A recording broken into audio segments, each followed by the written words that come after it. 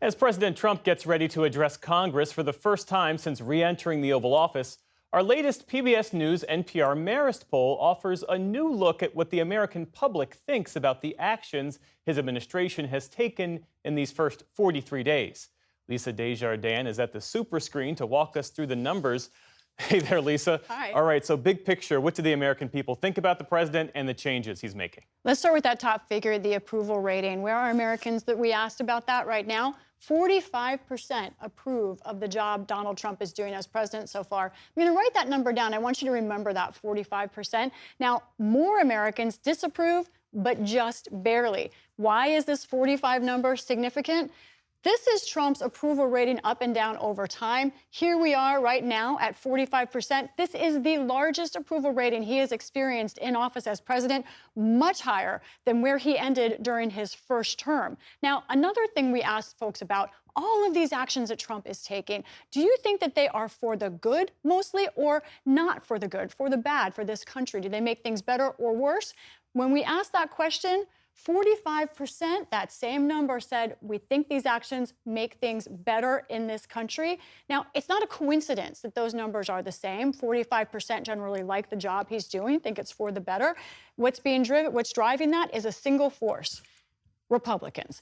Of those, when we ask people who they think if Trump is doing a better job, 88% of Republicans think what Trump is doing is for the better for this country, versus just 12% of Democrats. These two groups live in completely different worlds, almost different planets. Independents, a minority of them also believe Trump is doing a better job. It is Republicans who are really pushing Trump's numbers to go higher right now. Now, at the same time, this poll was taken before the confrontation in the Oval Office with Vladimir Zelensky. But Lee Miringoff with the Marist poll says what Trump is doing is he's flooding the zone with controversial actions. We're just seeing a lot of things happening with little time for the public to digest. The net effect of it all is there's a sense on the part of the public that, some things are moving just a little too fast, and they're not totally convinced that things are moving in the right direction. Well, let's talk about the pace of change, because the president has signed something like 76 executive orders. He's fired thousands of federal workers, slashed and frozen government spending. What are people saying about that? Right. We wanted to get deeper into these unprecedented actions. And we asked, do you think President Trump is rushing things, not considering the consequences, or are his actions something that need to happen in order to get government on track? Here's how people answered that question. Most people, 56%, said they think Trump is rushing. He's not considering the impact of his actions. That's the majority. However, it is a significant group, 43% in our poll, who said they think what Trump is doing is necessary to keeping government on track. Our producer, Matt Loffman, called some of the people who answered our poll. One of them was a Republican in Texas who told us he does think he likes what Trump is doing on immigration, but also in general. He's trying to keep his promises. We have to correct the destruction that has happened to our country and our society over the last 4 years. You cannot turn all the years of damage in 1 or 2 or 3 or 4 months. It's much easier to destroy things and build them.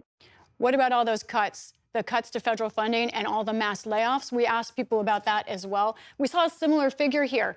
Most people, 55%, said all of these cuts are doing more harm than good. Now, this is a number Trump really has to watch as far as the future goes on Republicans. We spoke to an independent voter in Michigan who said, and he works in general contracting for the government, said what he's experienced in this first month, he's seen just chaos.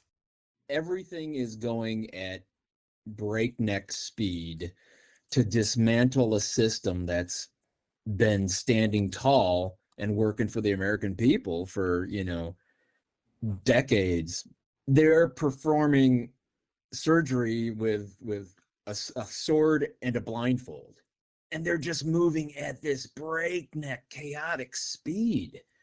And it's unnecessary.